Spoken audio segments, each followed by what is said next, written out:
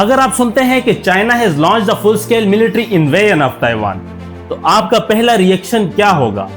کیا یہ صرف تائیوان کا مسئلہ ہے، صرف امریکہ اور چائنا کے درمیان ایک جنگ، یا پھر یہ ایک ایسی خبر ہے جو پوری دنیا کی اکانومی، آپ کے موبائل فون، آپ کی گاڑی اور حتیٰ کہ پاکستان کی معیشت کو بھی ہلا سکتی ہے؟ سیدھی بات کریں تو یہ سوال صرف جیو پالیٹکس کے کلاس رومز میں نہیں بلکہ واشنگٹن کے تھنک ٹینکس اور دنیا کے پالیسی سرکلز میں بھی روز پوچھا جا رہا ہے۔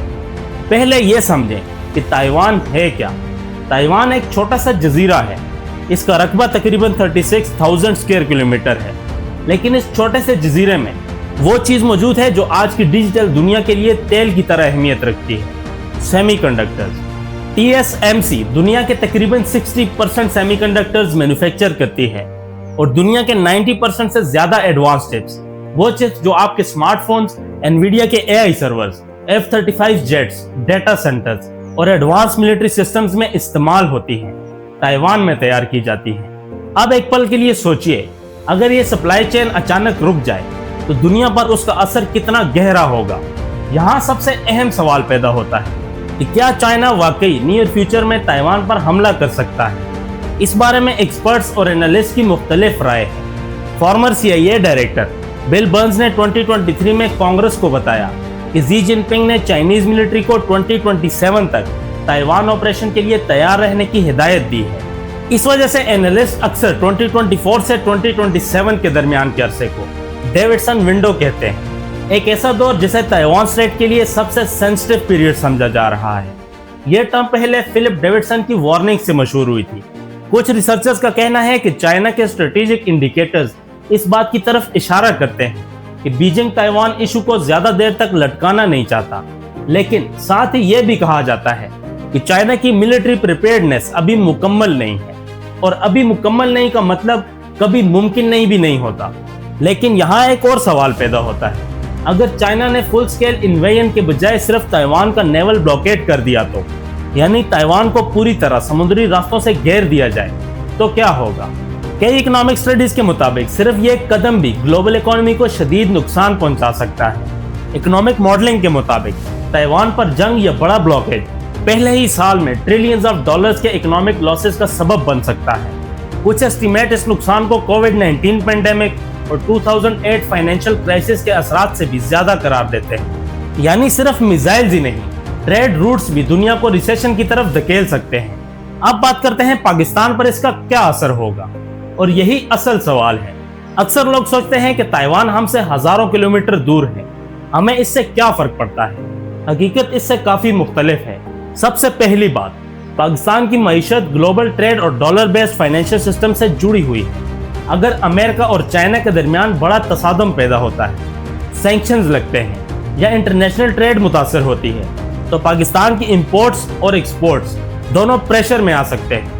دوسری بات، چائنا پاکستان کا سب سے اہم اسٹریٹجک اور اکنامک پارٹنر ہے۔ اگر بیجنگ اور واشنگٹن کے درمیان تنازع شدید ہو جاتا ہے تو اسلام آباد پر دونوں طرف سے ڈپلومیٹک پریشر بڑھ سکتا ہے۔ تیسری اور شاید سب سے پریکٹیکل بات، سیمی کنڈکٹرز۔ آج کی دنیا میں بینکنگ سسٹمز، ٹیلی کام net works, auto mobiles, smart phones اور انڈسٹریل مشینری سب چپس پر ڈیپینڈ کرتے ہیں، اور ان چپس کی گلوبل سپلائی میں تائیوان کا مرکزی کردار ہے۔ اگر تائیوان کی پروڈکشن رکتی ہے تو اثرات صرف ایسٹ ایشیا تک محدود نہیں رہیں گے۔ یہاں پر ایک اور امپورٹنٹ سوال ہے کہ کیا تائیوان اپنا دفاع کر سکتا ہے؟ تائیوان کو اکثر ایک ٹف ٹارگٹ کہا جاتا ہے۔ اس کی جیو پولیٹیکل پوزیشن، مشکل سمندری راستے، پہاڑی علاقے اور ماڈرن ڈیفنس سسٹمز اسے دفاع کے لیے کچھ اہم فائدے دیتے ہیں۔ امریکہ نے پچھلے چند سالوں میں تائیوان کو ایڈوانسڈ ویپنز اور ڈیفنس سسٹمز فراہم کیے ہیں۔ تائیوان نے بھی اپنی اسٹریٹجی کو پرگوپائن ڈیفنس کی طرف شفٹ کیا ہے، یعنی اتنی ڈیفنسو کیپیبلٹی تیار کر دی جائے کہ حملہ کرنے والے کے لیے قیمت بہت زیادہ ہو جائے۔ لیکن سوال صرف تائیوان کی ملٹری کیپیبلٹی کا نہیں، اصل سوال یہ ہے کہ اگر کرائسس پیدا ہوتا ہے تو امریکہ کس حد تک مداخلت کرے گا۔ امریکہ کی آفیشیل پالیسی کو اسٹریٹجک ایمبیگوٹی کہا جاتا ہے، مطلب واشنگٹن جان بوجھ کر یہ واضح نہیں کرتا کہ تائیوان پر حملے کی صورت میں وہ کس حد تک ملٹری انٹرونشن کرے گا۔ اسی انسرٹینٹی کی وجہ سے تائیوان اسٹریٹ آج دنیا کے سب سے نازک فلیش پوائنٹ میں سے ایک مانا جاتا ہے۔ چائنا بھی اس فیکٹر کو اپنے کیلکولیشنز میں شامل کرتا ہے۔ अगर कल हमला हो जाए तो पहले दिन ग्लोबल फाइनेंशियल मार्केट्स में बेचैनी, स्टॉक मार्केट्स में गिरावट और एनर्जी प्राइसेस में इजाफा होगा।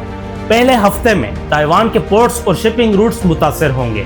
साथ ही सेमीकंडक्टर सप्लाई चेन में खलल पैदा होगा। पहले महीने में टेक्नोलॉजी कंपनीज, ऑटोमोबाइल मैन्युफैक्चरर्स और AI infrastructure providers production challenges का सामना करना शुरू करेंगे। और पहले साल में ग्लोबल इन्फ्लेशन, सप्लाई शॉर्टेजेस और इकोनॉमिक स्लोडाउन दुनिया के बेशतर मुल्कों को मुतासर कर सकते हैं। बहुत से लोग समझते हैं कि ताइवान सिर्फ ताइवान का मसला है, लेकिन 21वीं सेंचुरी की स्ट्रेटेजिक कंपटीशन सिर्फ टैंक्स और मिसाइल्स तक महदूद नहीं। आज की ताकत chips, supply chains, data networks और करेंसी से भी तय्युन होती है। इसलिए ताइवान का तनाज़ा सिर्फ एक जजीरे का मसला नहीं, बल्कि ग्लोबल इकोनॉमिक सिस्टम की स्टेबिलिटी का भी सवाल है। दुनिया इस एक जजीरे पर नजर रखे हुए है, क्योंकि अगर ताइवान स्ट्रेट में बड़ा तसादम पैदा होता है तो उसके असरात सिर्फ एशिया तक महदूद नहीं रहेंगे और उस दुनिया का हिस्सा पाकिस्तान भी है। I hope you like the video. अगर आपको ये वीडियो इन्फॉर्मेटिव लगी तो इसे लाइक, शेयर और सब्सक्राइब जरूर करें। Thanks for watching. See you in the next one.